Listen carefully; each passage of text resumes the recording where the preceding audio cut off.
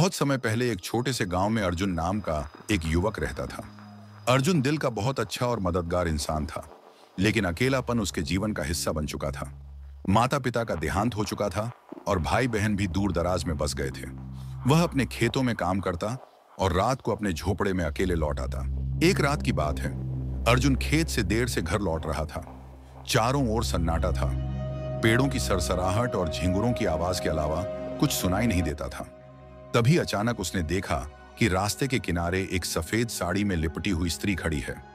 उसके लंबे बाल खुले हुए थे और चेहरा चांदनी में चमक रहा था। अर्जुन थोड़ा घबरा गया, पर उसने हिम्मत करके पूछा, आप कौन हैं? इस वीरान जगह पर इतनी रात को क्यों खड़ी हैं? वह स्त्री हल्की मुस्कान के साथ बोली, डरो मत, मैं तुम्हें कोई नुकसान नहीं पहुंचाऊंगी। मेरी नाम रेवती है।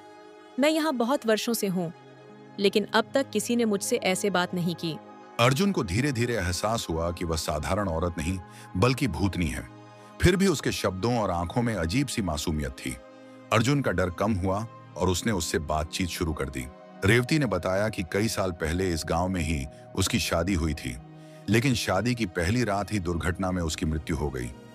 उसकी आत्मा अधूरी चाहत और अकेलेपन में इस जगह बंद कर रह गई। अर्जुन को उसके दर्द ने गहराई से छू लिया। वह रोज रात को उससे मिलने आने लगा। दोनों घंटों बातें करते। अर्जुन अपनी जिंदगी की तकलीफें और सपने बताता और रेवती अपने बिखरे हुए अतीत की कहानी सुनाती। धीरे धीरे दोनों के बीच अटूट रिश्ता बनने लगा। गांव वाले अर्जुन के बदले हुए स्वभाव को देखकर चौंक जाते। वह पहले से कहीं ज्यादा खुश रहने लगा था। किसी को अंदाजा भी नहीं था कि उसकी खुशी का राज एक भूतनी है।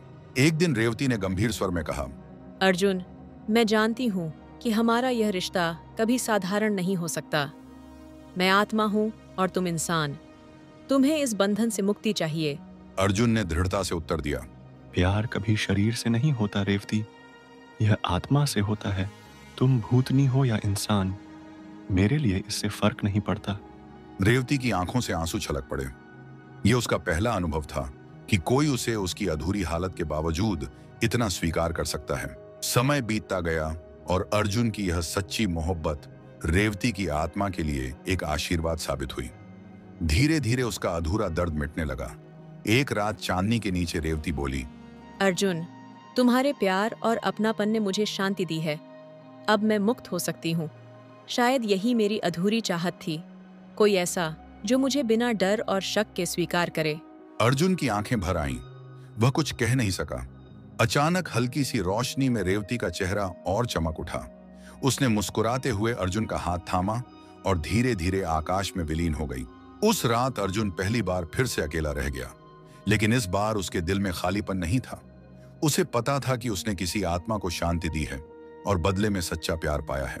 गांव वाले आज भी कहते हैं कि जब पूर्णिमा की रात को खेतों में चांदनी बिखरती है, तो अर्जुन अक्सर आसमान की ओर देख मुस्कुराता है, मानो उसकी रेवती वहीं कहीं से उसे देख रही हो।